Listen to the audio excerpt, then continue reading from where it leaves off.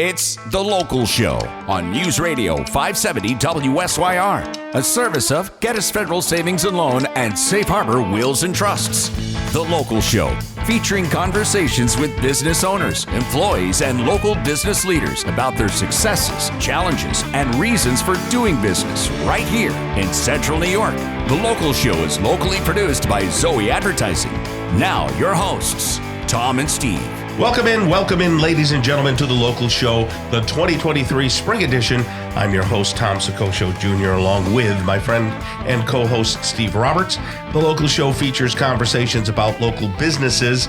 We talk about how they got into business, and we talk with the business owners and CEOs, CFOs, entrepreneurs, nonprofits, business advocates, and other business-friendly organizations. Now, you're going to hear all about their successes, their challenges, opportunities, marketing, and advertising. We're broadcasting from the Zoey Advertising Studios, sponsored by Safe Harbor Wills and Trusts and Geddes Federal Savings and Loan. And we say happy weekend to Steve Roberts. How are you? Happy trout season starting this weekend.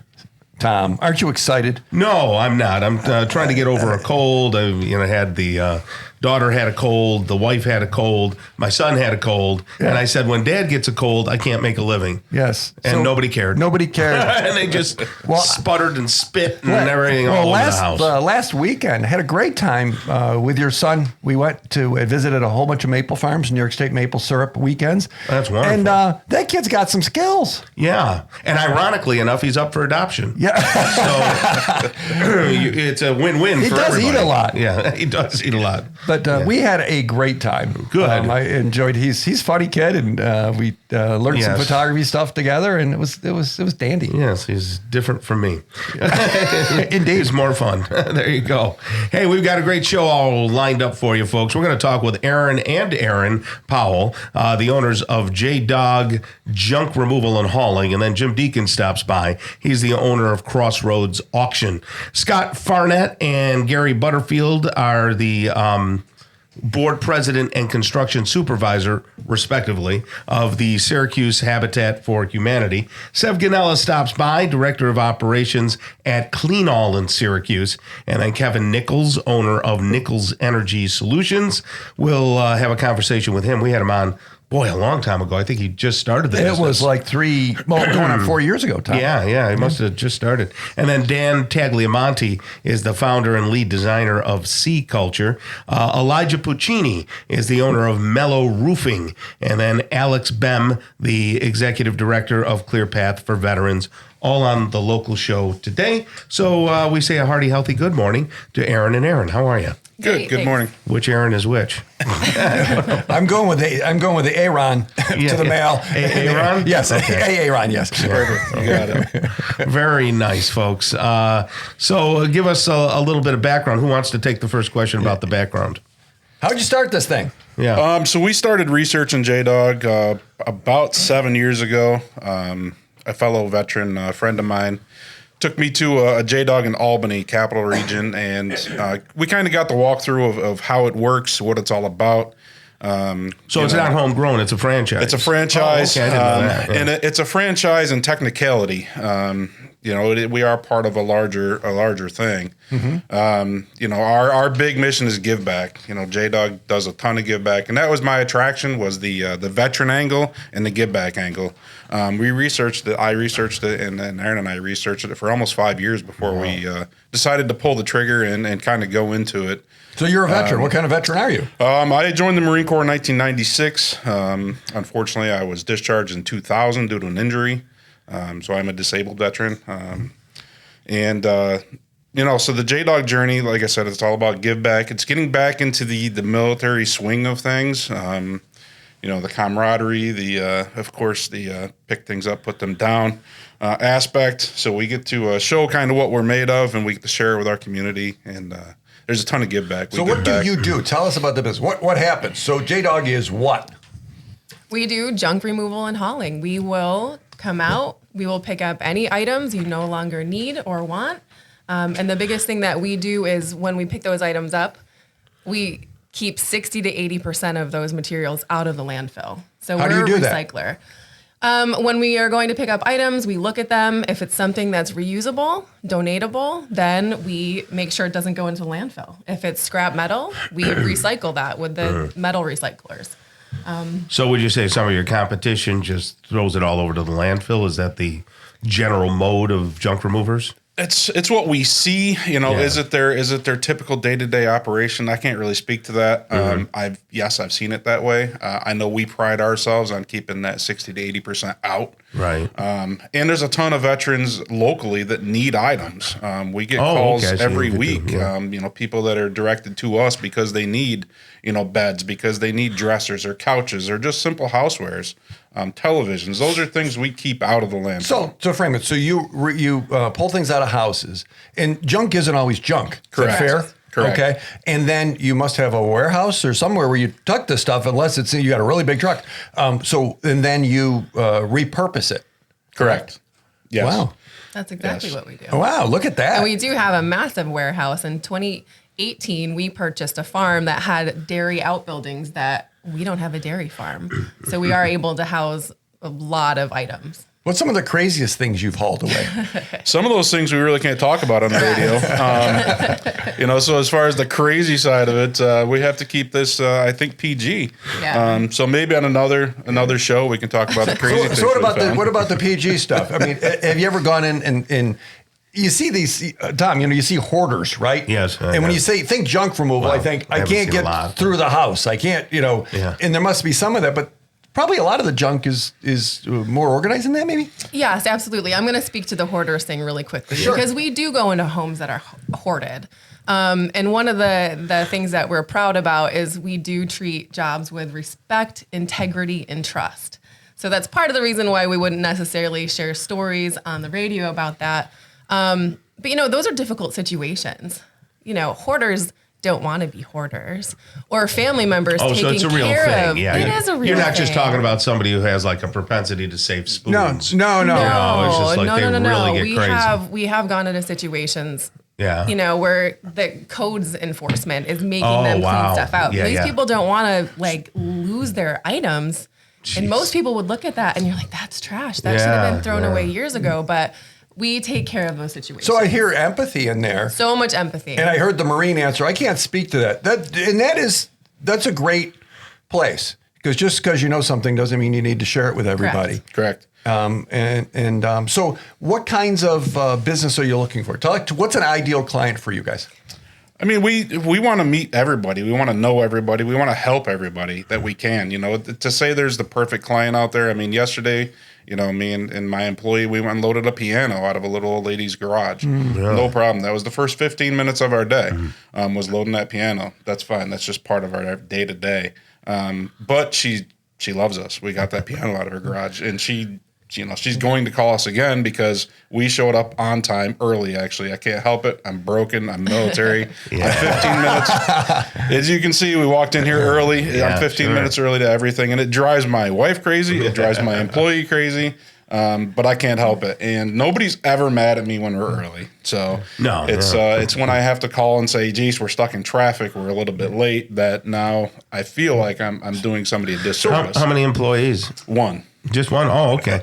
How many years you been in business then? So we started in 2021 is when we officially opened. Okay. Right when the pandemic was happening and all that. The tail end of it. So junk removal is a bit of a misleading name. It is. Because is that fair? Yes, it is. Okay, so people don't have to be in squalor. They have to have everything falling in them. No. If they want things moved, removed, you guys can help. Is that fair? Yeah, Correct. we also provide labor services. We've been hired to go in and help people rearrange their furniture that are unable to move their couches and their their TV consoles and stuff like that. Yeah, we provide labor services as well. Okay.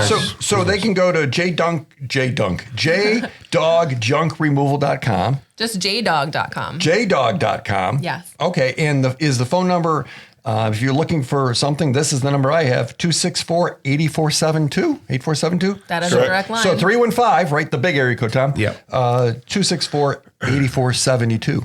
Correct. Very nice. All right. Well, guys, thank you so much. And you have a great rest of the day, okay? Yes. Thank you for having us. Good luck with the rest of the season. We've got Jim Deacons coming up next. He's the owner of Crossroads Auction. So if you have stuff that's sort of not junk that you want auctioned off, we'll talk with Jim coming up next on The Local Show on 570 WSYR. Welcome back to The Local Show, a service of Geddes Federal Savings and Loan and Safe Harbor Wills and Trusts. The Local Show, featuring conversations with business owners, employees, and local business leaders about their successes, challenges, and reasons for doing business right here in Central New York. The Local Show, locally produced by Zoey Advertising. Now, here are your hosts, Tom and Steve. Welcome back and welcome into The Local Show. Happy spring. We're only, are we a week away from Easter? Yes. That's nice. Yes, we're a week away from Easter. I was, of course, I mentioned earlier, this is the first weekend of trout season. Yeah. So why is it always rains? It rains a lot, and then the streams get muddy, and the season opens, and when I was a boy, it didn't matter. I was hardy. I was going to go. Oh yeah. I'm not hardy anymore. I'm like, what's the weather? And a little more fair weather at this point. Yeah, it's tough. No, I did buy some new boots. Nicholas told me that you've got some waders. Yeah, I got finally my old ones. It was time to get some big boy ones. Do you go with the like knee high or these are the chest waders? Chest, okay, right up to the chest. So they got to be charge you extra for your height, right? It's the it's like, do you have any 14s or 15s? And the choices are limited. Yeah, that's but funny. It's got a pocket in it, and it's Nice. just safer and walking the streams and stuff. So you don't go too deep. I do not go too deep. Don't be silly. No, right? I do not go too. I'm very cautious. I'm very graceful too, Tom. That I don't believe. That's crazy, man.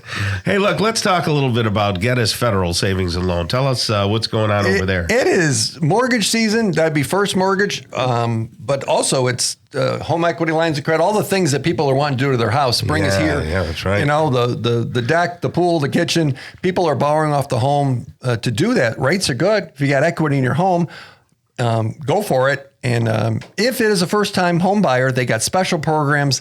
You don't pay PMI, which is that special charge they charge, banks charge that Geddes doesn't. Right. But if you are in the market to do something, if you don't talk to Geddes, you haven't talked to Geddes. GeddesFederalSavingsandLoan.com, Tom. There we go. Hey, it's great to have Jim Deacons back. He's the owner of Crossroads Auction. How are you, Jim? I'm doing well. How about you guys? Very good, very good.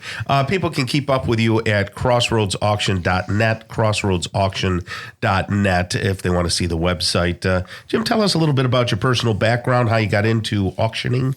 Just kind of fell into it. My father did it. And so I kind of, as a kid, you get thrown into work, whatever your father does. And I just kind of adapted with it and grew with it. And actually, as a kid, I always said, I'm never doing this for a living. I'm not doing this. I'm going to do something else. I don't like this. And then one day I woke up and I'm doing it every day now. Did your father ever threaten you and say, look, if you keep up this behavior, I'm going to auction you off? Oh, all the time. As a matter of fact, he's tried several times, but just nobody bid. Somebody. Yes, anybody. So what makes you guys special? And why don't you tell people who may not know, what does an auction house of your caliber do? Like, what kind of products, who uses your services? For sure. So what an auction is created to get the biggest value or dollar out of an item that, that a homeowner would have. Our auction company specializes in getting, large amount of money, I guess you could say, for items of value and desirability. Auctions are meant to sell items of desirability, create that feeding frenzy. You take an item, a 30-horse compact tractor, every man out there in the world has dreamed about owning one. So when I haven't dreamt about owning one. Okay. A new pair of chest waders. Yeah. There, now we're talking. Fishing, fine. Right. We'll get you into fishing. But so it is about desirability. You're trying to create a feeding frenzy. Instead of selling you have an item of great value and great desirability, you don't want to sell it to just one person. You want to put it in front of everybody and say, who is going to be the person who's going to pay me the most for this item?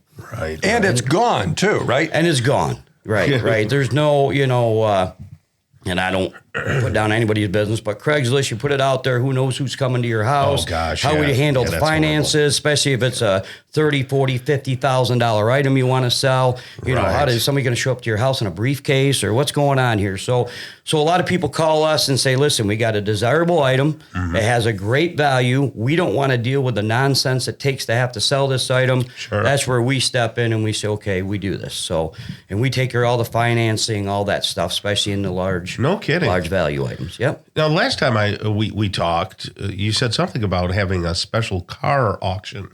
Sure. So we're working on that right now to do actually to raise cars. Yep. For a nonprofit organization, you'd make a donation, $25, $30. That money will either go to Galasanos Children's Hospital, and then we put your car up. We sell your car to the highest bidder. If you like the price, you nod your head yes to me. We send it down the road. If not, then you just say, no, Jim, it wasn't enough, and you move on. It's really just to create a fundraiser for some nonprofit organizations. So can people out there step towards that at crossroadsauction.net? I mean, we'll be putting the advertising. We haven't got it yet. We're talking about doing it out at the big Syracuse car show. That's when we really want to do it. Maybe end that Saturday or something with it. And again, no harm, no foul. Just guys always curious what their car would bring at an auction, but never had the nerve to do it. So it's more of a fun thing. And if some people sell their cars, wonderful, fantastic. Right. So that's one of our goals. So is it a busy time of the year? Spring's here. Are people thinking? Spring has sprung. It is here. The phone's ringing. Things are happening. People are doing their clean outs, right? They're getting ready to get their houses ready for spring. And, you know, in May, Mother's Day weekend, matter of fact, is one of our largest sales of the year. That's when we sell. Yeah, that's our cars, trucks, campers, boats, four-wheelers, all that kind of stuff. Is one of our largest sales, my most exciting sale of the year. Absolutely love that sale. Everybody comes out of the woodwork for it. It's like a big Homes Day at the auction house.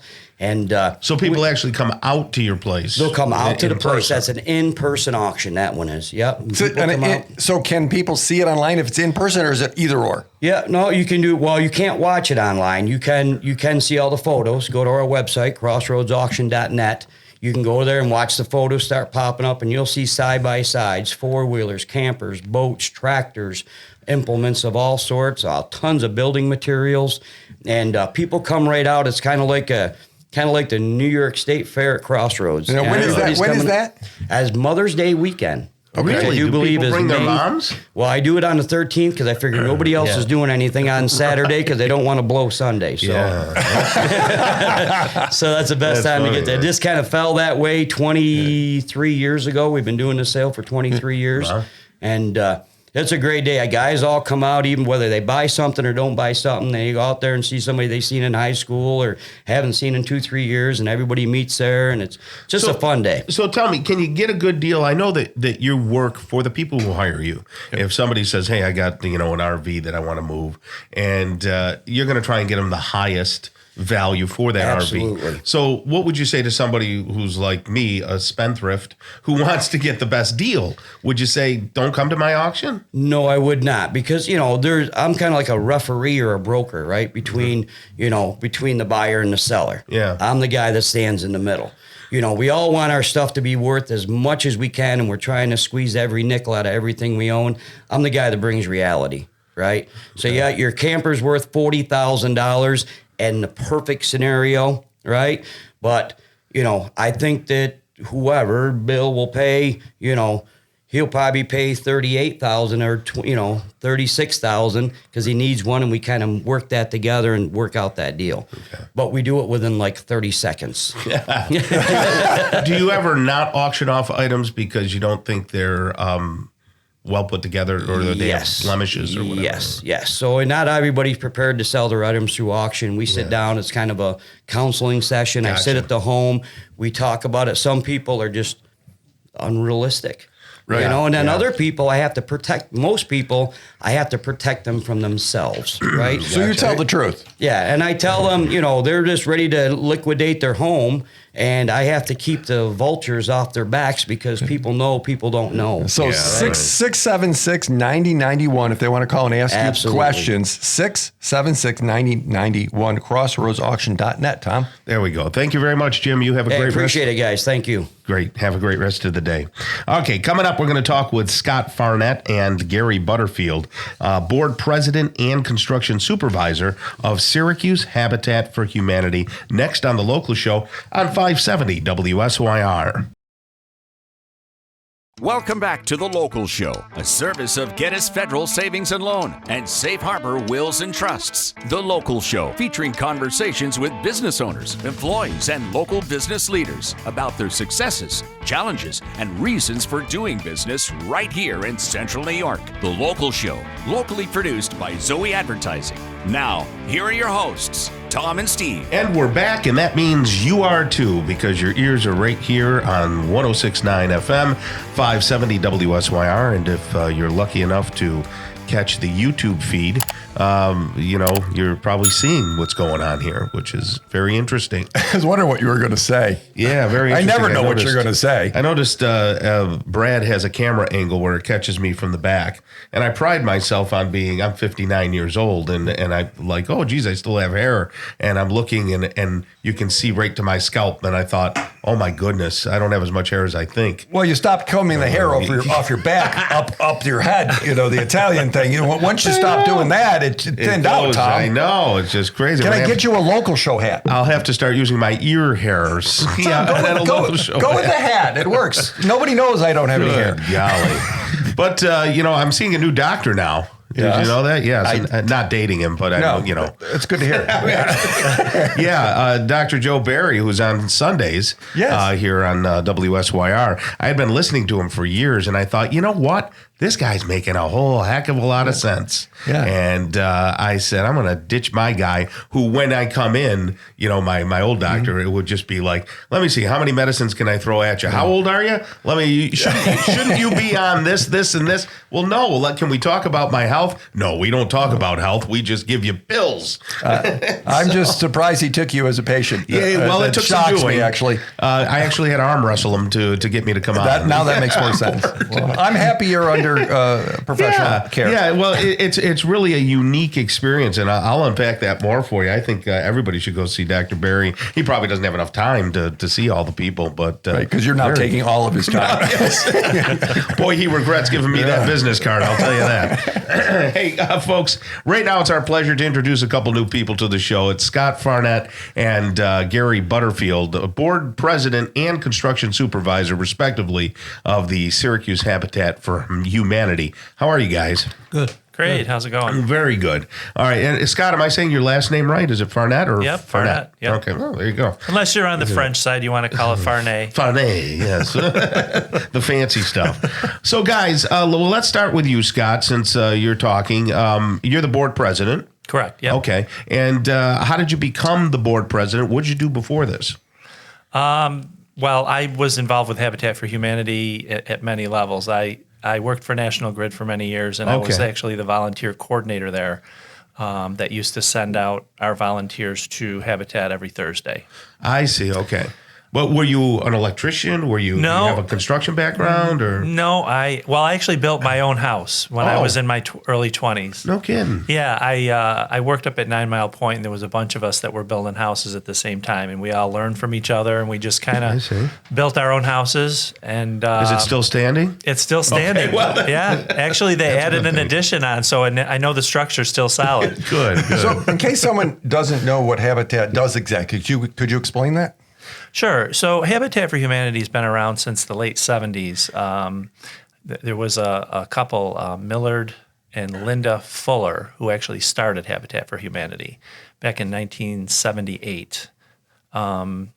Jimmy Carter was president at the time, and I think he helped make it a little bit bigger than it was because he was the first politician that, embraced a non-for-profit. I don't really see many of that today. And actually up until a few weeks ago, he was still out there. Right. In his 90s.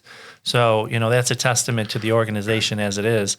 But we basically build houses for low-income people or people that would normally not be able to afford or know how to even be a homeowner. Okay. So we serve a different part of the community.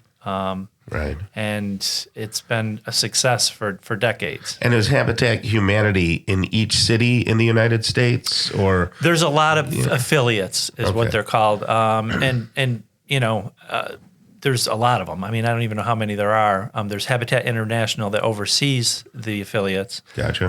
But each area has their own. Like there's one in Rochester. There's Right. there's. and then do you Buffalo. build in different countries too, or Yep, international. They do okay. work out in other countries as well. So you've dragged this guy Gary Butterfield along with you. So Yes. So Gary, how'd you get involved and what's your role? I saw an ad, and I was looking for something to do part time. Not that he doesn't have enough as the mayor, right? And this was I said part time construction supervisor. So I sent in an application, and within the week I was hired. Wow. So what'd you do before this then? my entire life I've been in contracting. My dad was a builder. Oh, okay, I gotcha. had my own business for many years, closed it in 2019, and was looking for something to do.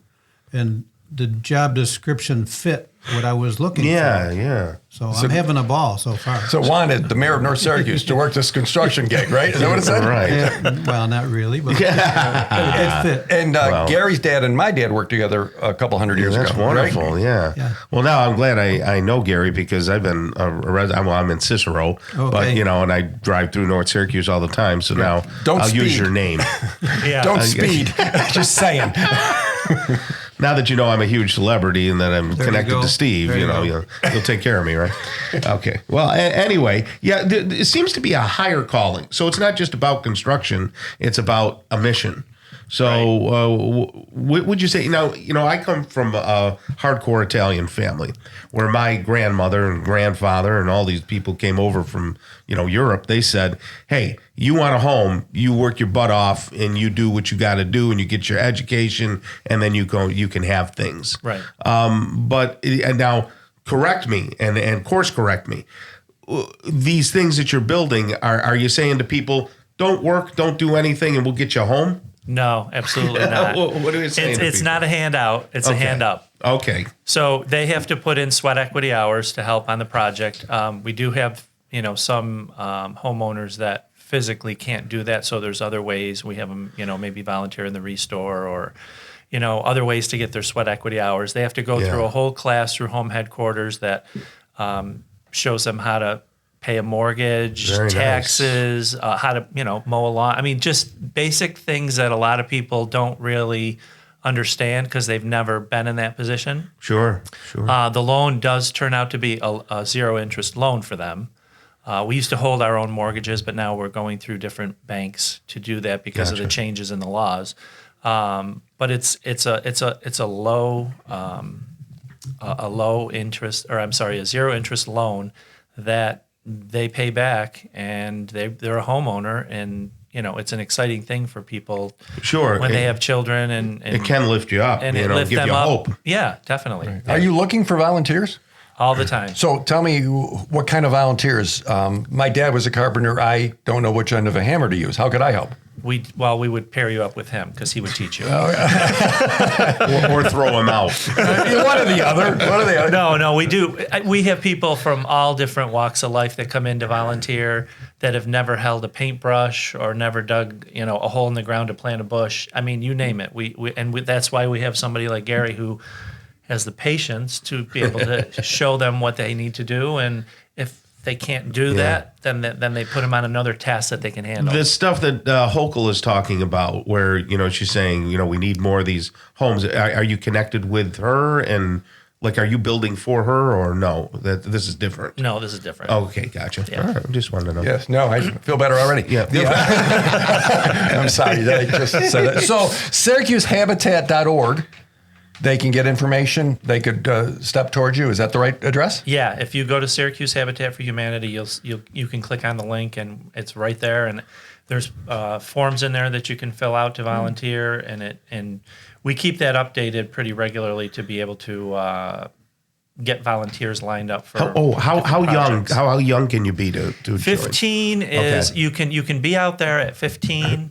with someone with you, but 18 is the legal. Okay.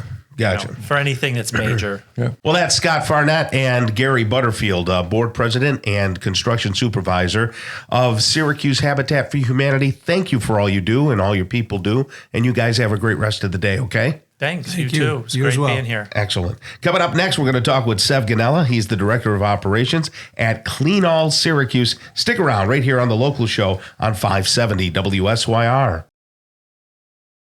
Welcome back to The Local Show, a service of Gettys Federal Savings and Loan and Safe Harbor Wills and Trusts. The Local Show, featuring conversations with business owners, employees, and local business leaders about their successes, challenges, and reasons for doing business right here in Central New York. The Local Show, locally produced by Zoey Advertising. Now, here are your hosts, Tom and Steve. Welcome back, ladies and gentlemen. You found the last bastion of real good quality talk radio right here on 570 WSYR, with the exception of Steve. How do you know that's not even true, Tom? Of course it's not.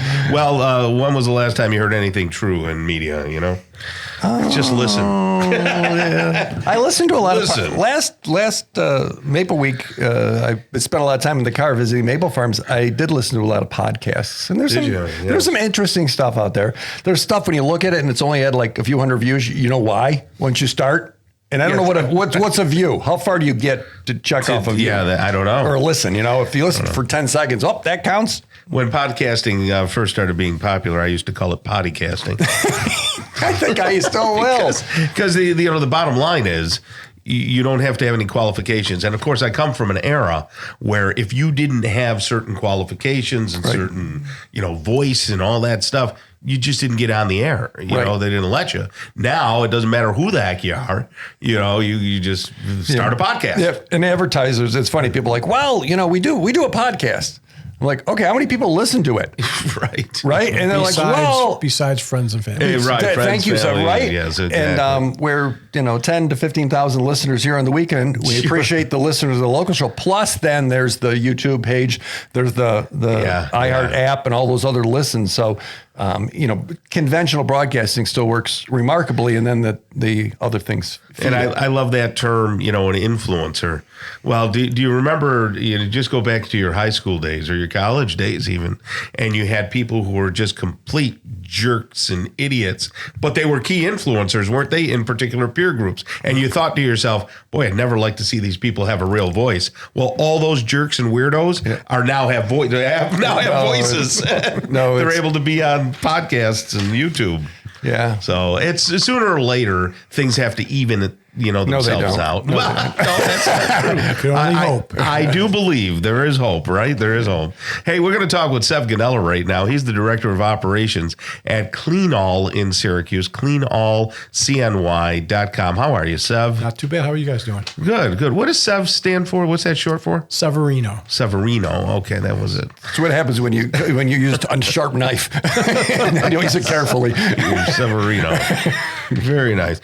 So, Sev, give us your background. How'd you get involved with this Celan-All situation? Oh, God. Fourth generation at Celan-All. My great-grandmother and my grandfather, Severino, started the company there you go. almost 100 years ago, selling bleach on the north side of Syracuse, door to door, household to household.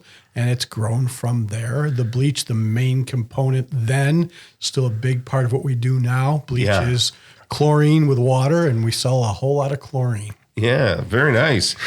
Who's still alive from the old days on your family?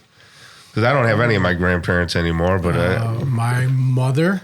Oh yeah, your mother's still around. That's it. And I have an uncle named Sev. How old's your mom? My mom is 82. Yeah, God bless her. Yeah, my father's 81, so around the same era. What was the bleach called? Because my grandmother used to get it up on the north side. Lashiva, that was it. Yeah, you can't find that name on the internet either. That was the name of it? Lashiva. Yeah, I did. My grandmother used to say to my father, "Hey, I think the Lashiva people are coming to the door, so get the door." Yep.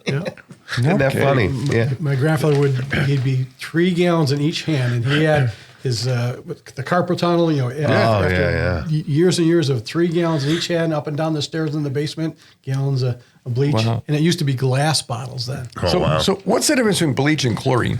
So chlorine comes out full strength at 12.5%. That's what you use in your pools. Bleach, household bleach, is 5.25%. So bleach is 1/3 chlorine, 2/3 water. Okay. I see. So what kind of bleach do they use down on the docks in New York City when they, the mob gets rid of a person? Not allowed to tell you that. Job security. Those are your people, Tom. And Seb's people. Gee, I couldn't resist. You're surrounded. I am sort of. So it's pool season. What does someone typically have to do to get the pool rolling here? Spring's here. What do they have to do? What are the steps? So it's coming early. We're getting lots of calls now because, not too much freeze. There's not a lot of ice on top of pools. Right. Where there would be at this time of year. Typically, you clean off your cover, drain it if you have a solid cover, remove the cover, put it on the side, clean the cover so it's good for next year. You fill your pool back up to the right level. You get any debris out of the pool before you add chemicals. And I use this analogy in the store all the time. If you're working in your garden and your hands are full of mud, you don't go to the sink and put soap on the mud before you clean it. You clean off the mud and let the soap clean your hands. In a pool, if you could put chemicals into your pool that's filled with leaves, those chemicals make the leaves mush, make it harder to clean. Is that a common mistake? Absolutely happens all the time. Why Yeah, isn't my pool clean? Well, what'd you do? Well, I dumped a ton of chemicals in there. I said, were there leaves on the bottom? Oh, yeah, bushels. We're just making more mush. Right. Take the time to hire the neighbor to come in and spend 2 days scooping leaves out. Get the leaves out, then put the chemicals in so the chemicals clean the water, not make the leaves mush. So that's a good one. So you get the leaves out, debris out. Check the chemistry. Don't just add chlorine. Make sure your pH is right, your alkalinity is right. Add your chlorine. Keep the pool chlorine at the high side of the test kit until your water is where you want it to be. Because it's just not putting 5 gallons of chlorine in, because, Steve, your pool could have 50 pounds of algae if you can measure it. Right. And yours could have 2 pounds. Tom doesn't have a pool. Yeah. Well, let's pretend. So it's painful. I just wanted to mention that. My neighbors have a brand new pool. They dug it, at the end of the season. Now it's all set to go. They're going to be out there having a blast, hamburgers cooking and people splashing, and I'll be looking out my back. Poor Tom. I'll be mowing my lawn. So at Celan-All, you're at the corner of Geddes and Erie. Correct. So someone walks in there. Why walk into Celan-All versus walking into one of these big box shop, these big places that has all What the makes cool you stuff? guys the experts? Better side, yes. That we have the experts on staff there, that we take the time to teach you, not just sell you product. As simple as that. We come in and you want to spend 15, 20 minutes, you want us to leave with literature, how to.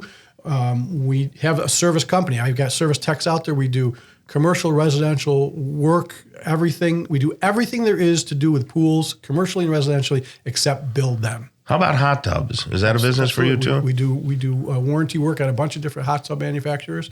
Master Spa is our biggest one. So we're hot tub service. We'll move a hot tub back to our place and take out the foam and find the leak and bring it back out to the job. Wow. All those things. So if a pool has an issue, a pump or a cracked something or another, that's your space. Right. Yeah. Commercial pools too, right? Absolutely. Yeah. We're next month replastering 4 pools in Central New York. Plastering them. Plastering. What do you? So when a pool is kind of plaster, material? not liner, it's quartz plaster material. So we'll remove the bad spots on a plaster pool like a hotel pool. Okay. Cement and replaster. So there is nobody from Rochester to Utica, Binghamton to Watertown that does plaster other than us. Oh, That's wow. pretty cool. So big jobs, good for us. We've been doing it now for about 6 years. Wow. Anything, any parts or pieces, chlorine or anything hard to get at this point? Liquid chlorine is still going up in price. People are going to be surprised. It's unfortunate. Because You can't transport liquid chlorine from the manufacturer too far. So we get our chlorine out of Albany or manufacturers in Buffalo. Okay. But limited supply, and they can do ice. Tablets are now readily available, so that's not a problem. Pricing hasn't dropped, but liquid chlorine is up. And it has to be transported in New York State. That part, there's some cost there, I imagine. Right. Yeah. Very good. Exactly. All right. Well, let's get people over there, right, Steve? Absolutely. Celan-All, CNY.com. Go talk to Sev and his staff. I encourage everyone and anyone who has pools or hot tubs, talk to them first. Get the conversation going. It might be the only place you need to go. All right. Thank you, and you have a great rest of the day, all right? You too. Thanks, guys. All right. Kicking off hour number 2 of the local show, we'll have conversations with Kevin Nichols. He's the owner of Nichols Energy Solutions. Dan Tagliamonte, the founder and lead designer of Sea Culture, will be here. Elijah Puccini, owner of Mellow Roofing, and Alex Bem is the executive director of Clear Path for Veterans, all in hour number 2. It's going to be riveting. Stick around. Hour number 2 starts really soon. It's The Local Show on News Radio 570 WSYR, a service of Safe Harbor Wills and Trusts and Gettys Federal Savings and Loan. The Local Show, featuring conversations with business owners, employees, and local business leaders about their successes, challenges, and reasons for doing business right here in Central New York. The Local Show is locally produced by Zoey Advertising. Now, your hosts, Tom and Steve. Welcome back and welcome in. This is hour number 2 of the local show. Get ready for engaging interviews with Kevin Nichols. He's the owner of Nichols Energy Solutions. Dan Tagliamonte is the founder and lead designer of Sea Culture. And then Elijah Puccini is the owner of Mellow Roofing. He'll stop by. And then Alex Bem will wrap us up. He's the executive director of Clear Path for Veterans in New York right here. We're broadcasting from the Zoey Advertising Studios, sponsored by Safe Harbor Wills and Trusts and Gettys Federal Savings and Loan, also on YouTube, where you can see stories and see pictorially what's going on in video.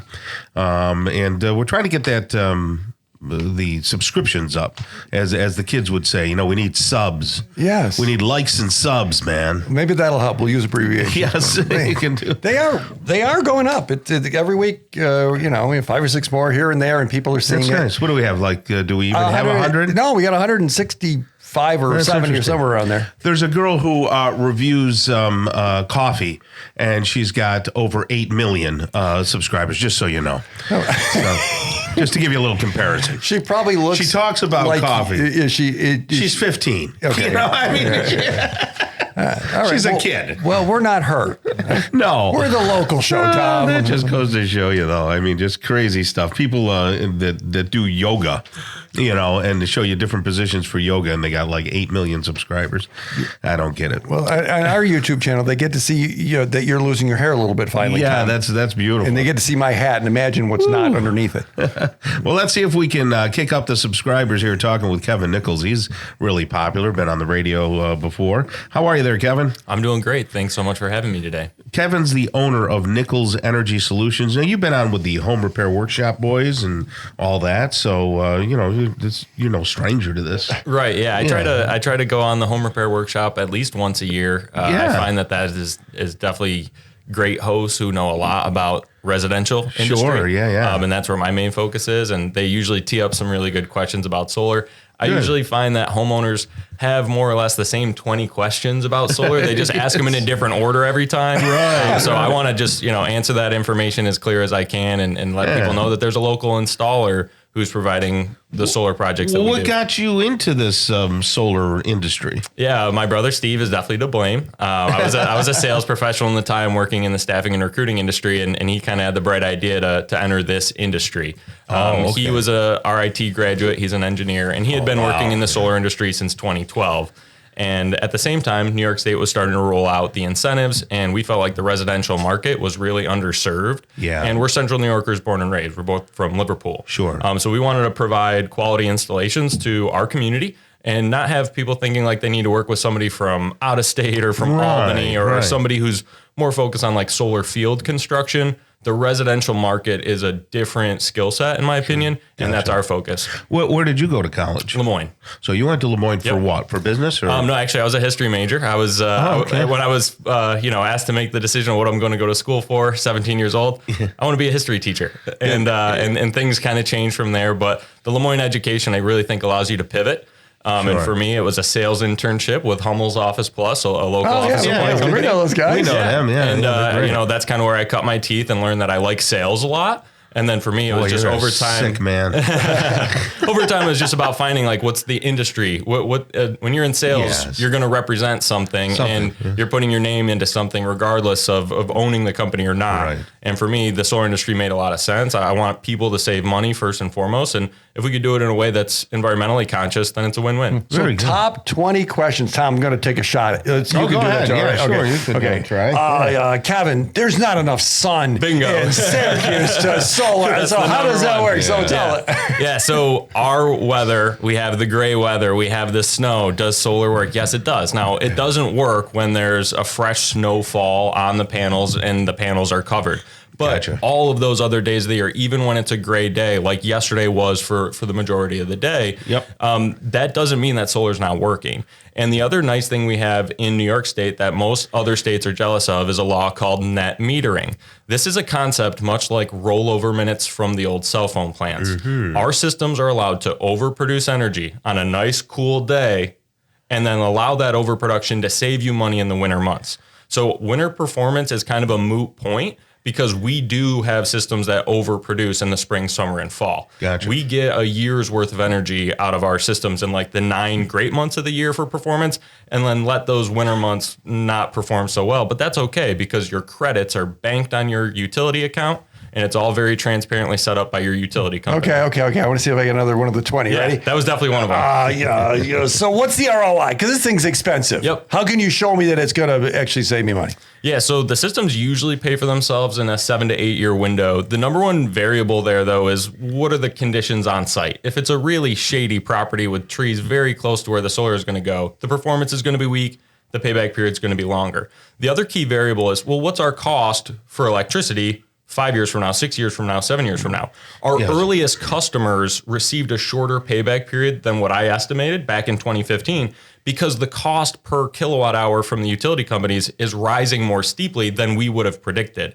Our model only calls for a 3% increase year over year in the rate, but the increase year over year has been greater than that. So that means that the savings are greater than what people signed up for. So I think 8 years is a very conservative place to be, but the key is our systems come with a 25-year performance warranty on the panels and the inverters. So there's a lot more longevity in the product than I think the average homeowner knows. Yeah. Well, you know, the panels were constructed differently 10 years ago and 5 years ago. Yep. So as panels become maybe more aesthetically pleasing and get smaller, do you have a swap out program? Like, geez, my panels are huge and ugly. Can you get me the smaller ones? It's not really a swap out program, and the panels aren't actually getting smaller. They're actually getting longer, Really? But they're becoming more power dense. So the first system I sold, the panel wattage was 250 watts per panel. Right now, they're 400 watts per panel. Wow. Nice. So there's a steep increase, but they are longer, meaning fewer panels on the roof. Aesthetically pleasing, that's definitely a factor. Yeah. The panels now are all black. They used to have like a bluish look to them with a silver frame. The other thing that aesthetically has changed is the solar shingle. We're one of the only companies in New York State who has access to it. It's manufactured by GAF, which is the number one asphalt shingle manufacturer out there. And they chose a few companies in New York State to provide solar shingles when roof replacement is needed. Unpack that a little bit. We both went, huh? It's brand new. So unlike what a lot of people saw early on from like Tesla and Elon Musk, which was like solar glass on every edge and every corner, this is not that. It still has an outside perimeter of asphalt shingles. That's really the most cost-effective way to waterproof and seal up the house. Yeah. But on the inside middle, when you have a nice open run of roofing, you could do a nailable solar shingle. I would ask people to go to our website or just do a Google search of GAF Energy, and you will find the product. And this is only a fit when roof replacement is needed. It can't be put on top of anything. It's a function of roof replacement. So if people need a new roof in the near future, they should keep this in mind. Or if new construction is an opportunity, then that new construction home, the first roof it gets should be solar shingles, in my opinion. Right, real quick, why would someone say no to solar for a residence? I honestly think the easiest one where I'm like, hey, I get it. I understand why you didn't do it is if somebody's not planning to stay at the home because of the things like the time it takes for ROI. The real sweet spot is the longevity of the equipment.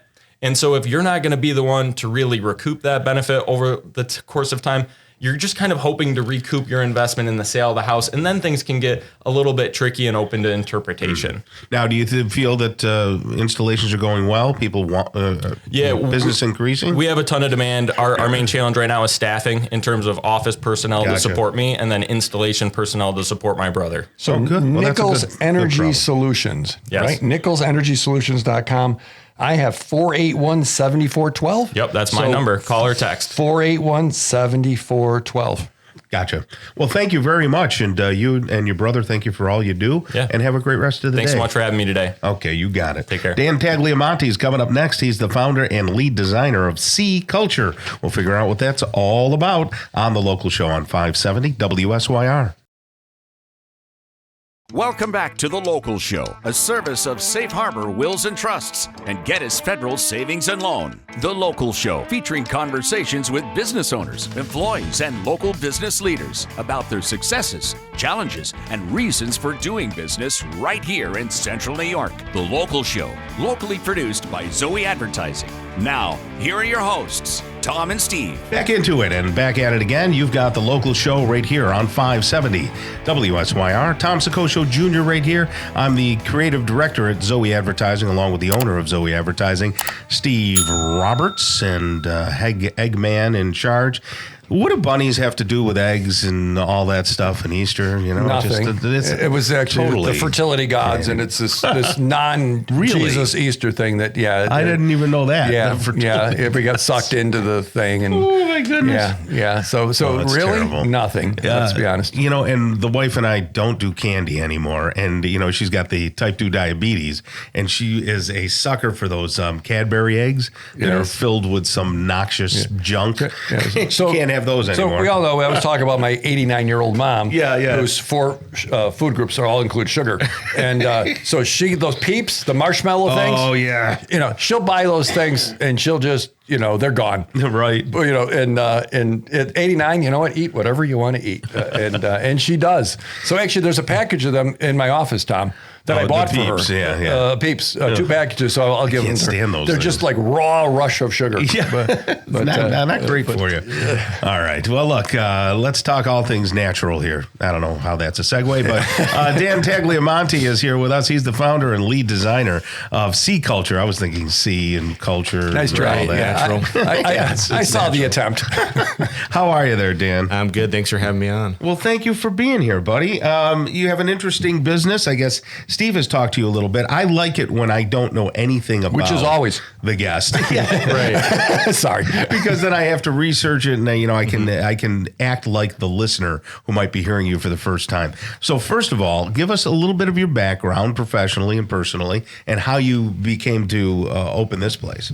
Well, I mean, I had no design experience, didn't go to college for any of this stuff. So I wanted to do something that I like doing and wanted to not feel like I was working every day. So clothes kind of went hand in hand with that. And I was working a ton of weird, odd jobs. I met my business partner behind me working at a retail shop in LB in Fayetteville. And just kind of...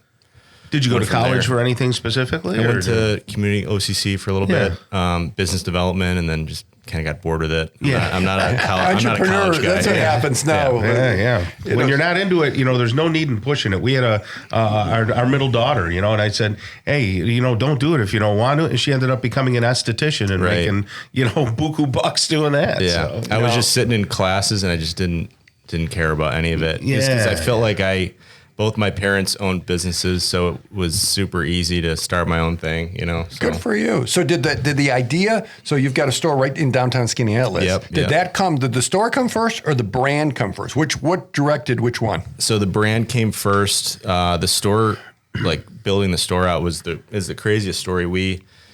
I was doing a pop-up shop or a pop-up in Skaneateles, a town. They have a little event every summer, and the year prior to opening up the store, I was there, and I talked with the chamber president and asked them, hey, if a shop ever opens up, let me know. And I'm like, this is never going to happen. I don't know how I'm going to afford it. But a year later, it was October, she called me, and I was working at LL Bean as like just a sales associate doing in the footwear section. And Maria was the manager, and I kind of let her know. I was like, hey, I have this opportunity to open up this shop. I don't really want to do it alone. And you want to jump on, and we knew each other, and it just went from there. So to be clear, it's clothing, not crustaceans. Not crustaceans, not menswear. It's not seafood. No. Is it just menswear or ladies? Right now it's menswear, yep. Okay, gotcha. Yeah. So why sea culture?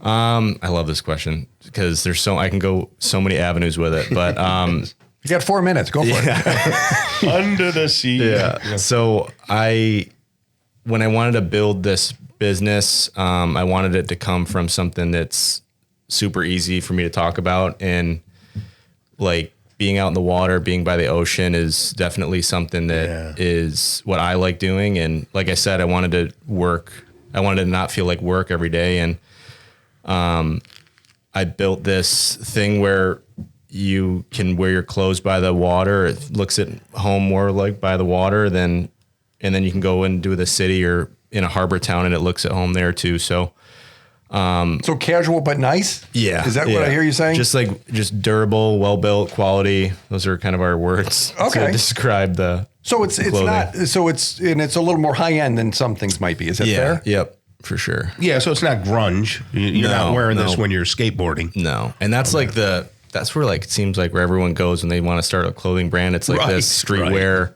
aesthetic, and I've never chic. Yeah, and I never resonated with it. So like when I started this, it was something that I wanted to wear, clothes that I want to wear, and wear them in the areas that I want to travel to. Yeah. That's interesting. You'll have to take a trip out there and not do the thrifty shop. So here's the problem with the things that he makes. Yes. They're not designed for people that are 6'6" and weigh Definitely 200 and not. something No. pounds. What about me? We do have a jacket that might fit you though. Yeah, no, you won't. 39-inch sleeve. No, so I'm not in that swatch of things. So you like the sea, and so how has the brand been received so far? It's been pretty good. I mean, since we had our store, it's been taken off. Just having a like brick and mortar where you can go in and understand what's going on it's interesting because been the big thing. You're a younger guy. You know, you're not like old like me, and most people in your age bracket, go straight for online and all this. No brick and mortar, but you chose brick and mortar. And are you doing a blend of both? Yeah, I mean we have wholesale partners, we have online, and we have brick and mortar, but like our main focus was building out the brick and mortar shop.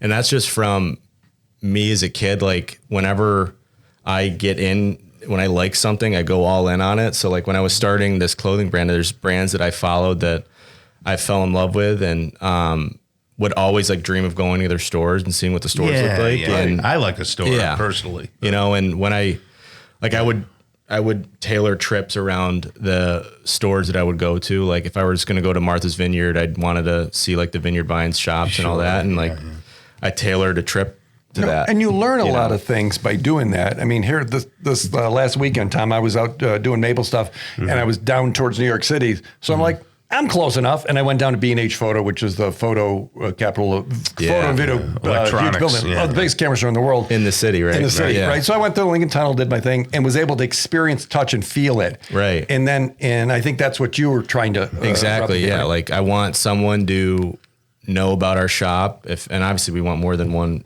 flagship retail store, but I want them to like actually seek out the store and then check out the area that it's in. Is there a particular culture to the store, like the employees and the way that you sell and Yeah, I mean our customer service has been the biggest thing when it comes to retail. It's hard to do that, portray that on direct to consumer online. Right. I mean, when you buy something from us online, and the packaging's I think is the best it can be, but when you're coming into our store, it's really laid back.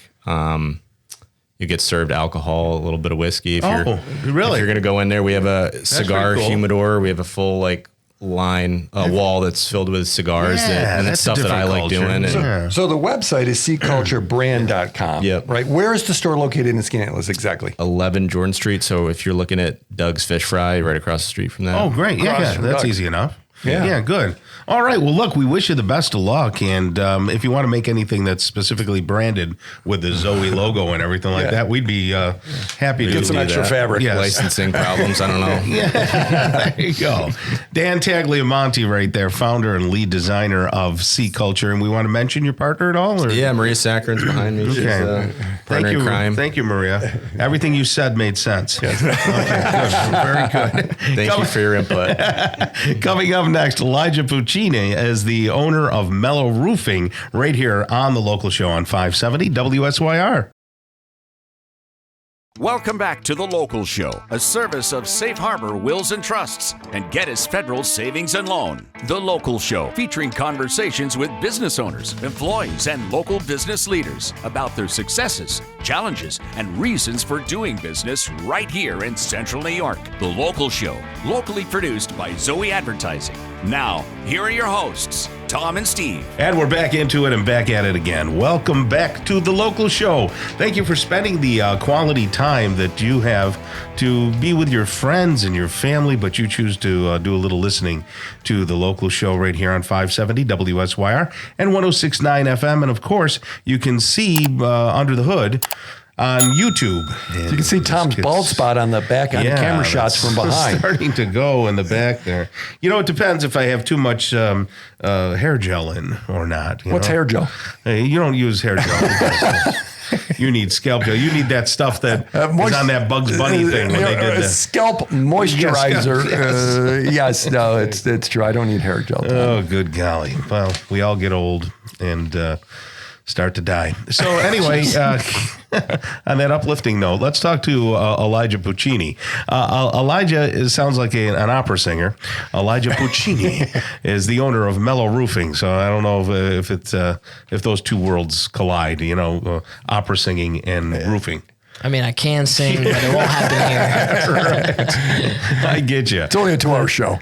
So you're Italian. Yes, sir. That's great that we have you on. You're the third one today. All day. So you guys are cousins. I know, yes. somehow. You're probably more Italian than I am. So Really? With a name like Puccini, I mean, my goodness. Father, obviously. yeah, my grandparents. Yeah, so my grandfather. So Yeah. Is your mom Italian or no? no, she's more German. Okay, gotcha.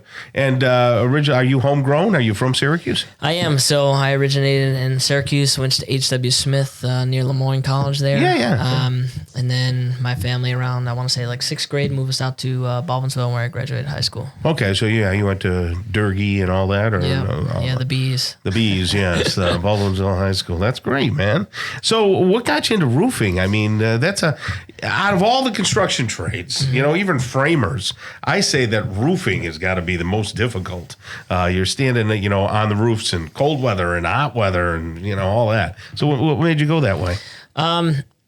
So back in high school, my grandfather owned his own construction company.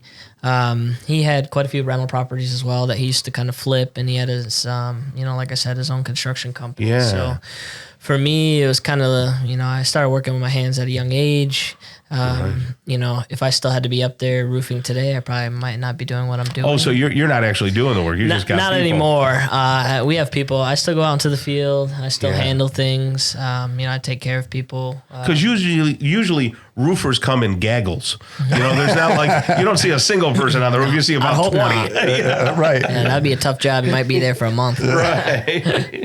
I get you. So you got a lot of people out there. Was your grandfather a Puccini or was he a fettuccine? He is a Puccini. Or you could say fettuccine. We always joke. So. Part of the Alfredo family. So why roofing versus the other construction skills? Why roofing?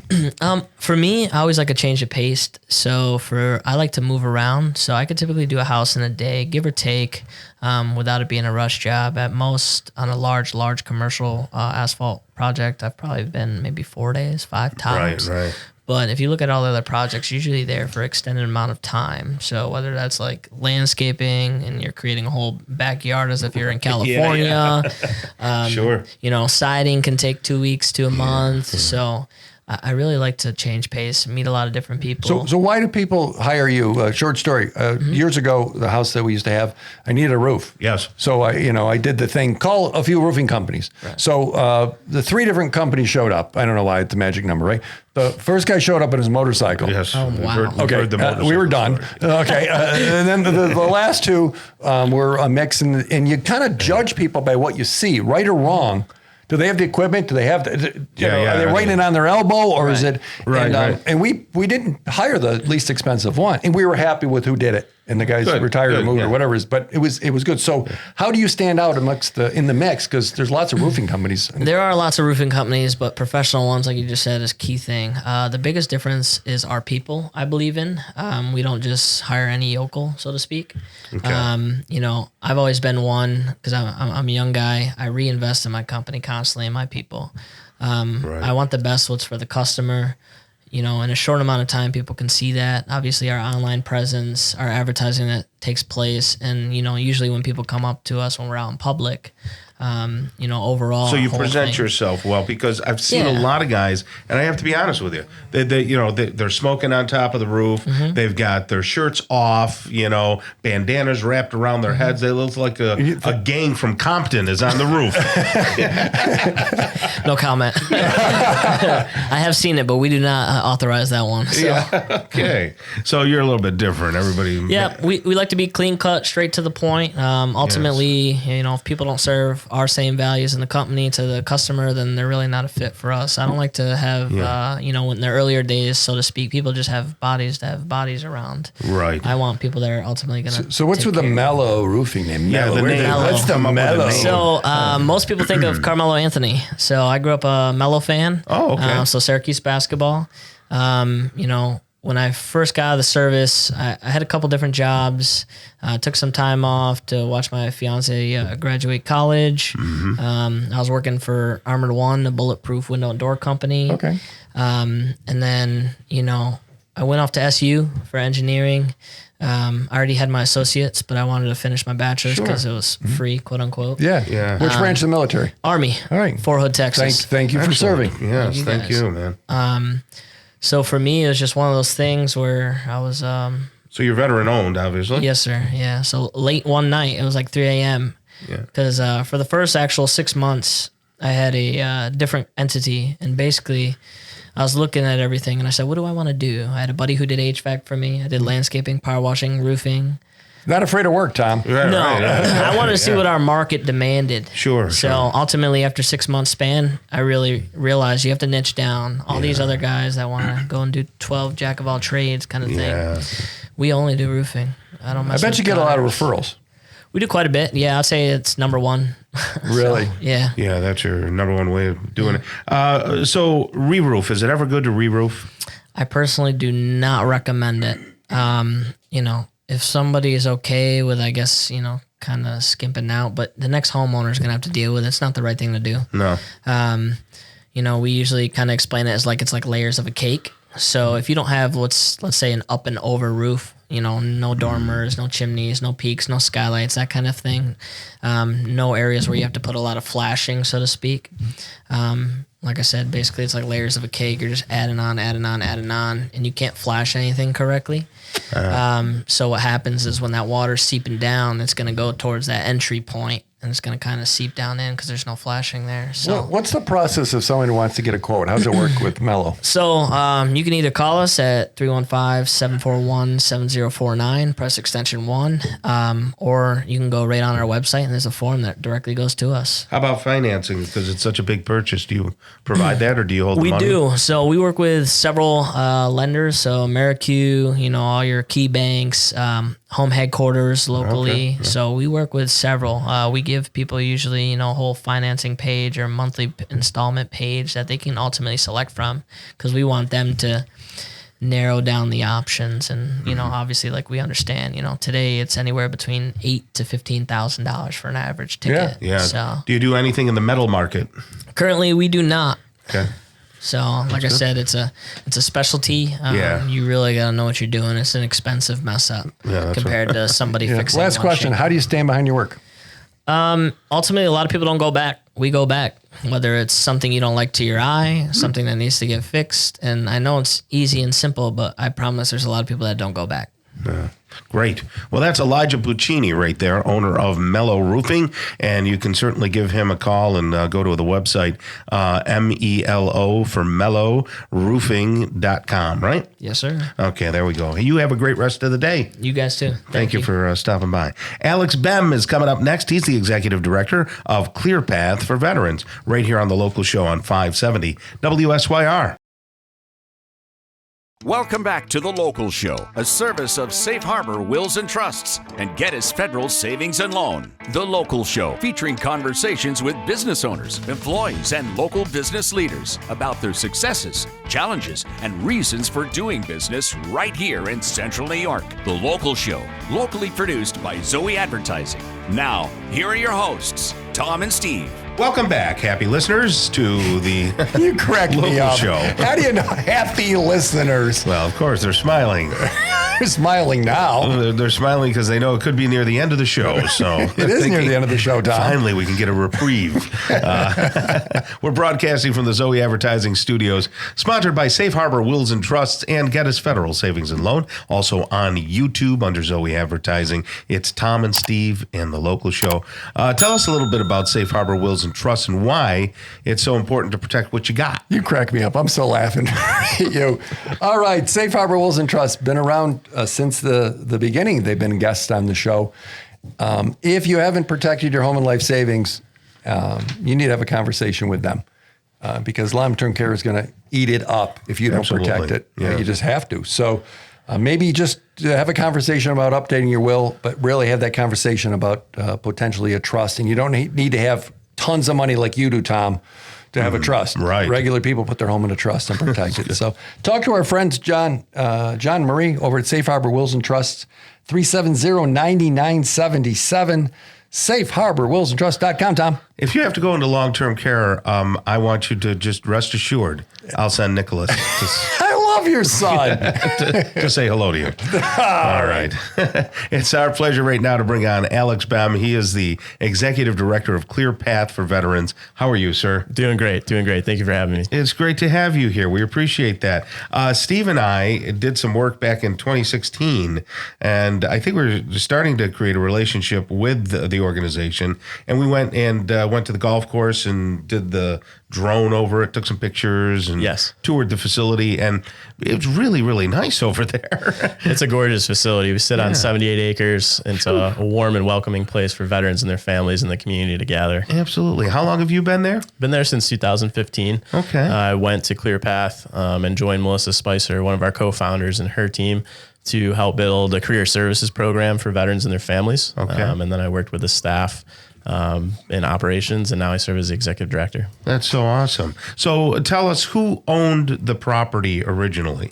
So the property was originally owned by a family who lived in the Manlius area, the Tuttle family, and it was Sky Ridge Country Club. So there is a full-size Olympic swimming pool. Oh, wow. The lodge that we house our programs and services in today. I never knew that. And when Melissa and her sister, Melinda Sorrentino, and our other co-founder, Dr. Steve Kinney, approached the family, as you've seen, it's a beautiful piece of property. So they didn't want it to go to just anybody. They wanted it to go to serve the community. And when Melissa and Steve and Melinda pitched that they wanted to create a resource center for veterans and their families, the family was in agreement with that, and they bought the property with their own money and started the organization. Wow. That's a great story. So what do you seek to do with ClearPath? What is their overall mission, their overarching mission? Well, through our direct programs and services and our supportive programs, we seek to enrich and enhance the lives of veterans and their families.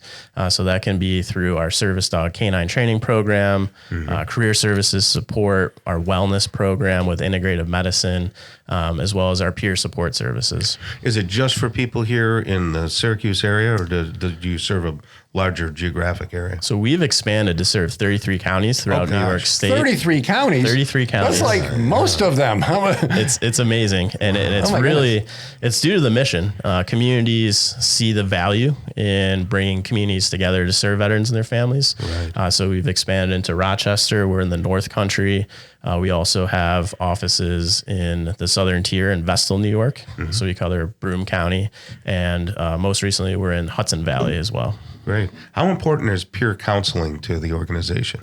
So our peer-to-peer support program is staffed by all veterans themselves. So they've made the transition from the military, and they're able to really stand shoulder to shoulder with veterans who not only are transitioning from the military, but maybe are just struggling and on hard times. And 20 years later, they need somebody to talk to or to connect with our services. Yeah. And I don't want to make it seem like, sometimes I think the media blows it out of proportion that everyone who comes back from the military is broken. Right. That's not the case, right? Absolutely not. Absolutely not. You can come back and be well adjusted. 100%. And it's the full spectrum. So we're working with veterans who are experiencing homelessness to retirees from Fort Drum who may just need a connection to a local employer. Right. But more importantly, we're a place where veterans can come and connect with one another. So you don't have to use programs and services at ClearPath. Yeah. Right now, we do a Wednesday canteen. So there's about 280 veterans and their families up at the facility right now, having a healthy meal, breaking bread, and just connecting with one another. It's the camaraderie piece that brings people together. I was just going to say, so the social aspect of it, that's what I was just going to ask. So that's what goes on. Absolutely. Absolutely. Yeah. And all the programs where it's the social engagement piece, right? Bringing the community, veterans together and their families to connect, restore, and grow. And that's our mission. That is wonderful. And how long has the organization been in practice? We started in 2011, so our Chittenango facility on Salt Springs Road is our main campus, and that's where we house our service dog training program. The satellite offices, we just opened one in Syracuse, so we're down right across from the Post Standard building at 126 North Salina Street. Very nice. Okay. And then the office in Vestal, New York, is centrally located right in Tell us about the Vestal. service dog training. It's amazing. It's how the concept started with Melissa and Dr. Kinney to train service dogs for veterans facing post-traumatic stress, military sexual trauma, and usually accompanied by a traumatic brain injury. So the dogs are raised from birth to be put into service. So we use labs. After 6 weeks, they are brought to ClearPath. So 6-month-old puppies, or they're trained 6 months and then it's right from birth. They're trained to go into service. Wow. So we get them after 6 weeks. We actually have the community involved with this process. So we have canine guardians who take the dogs home with them, help us train them.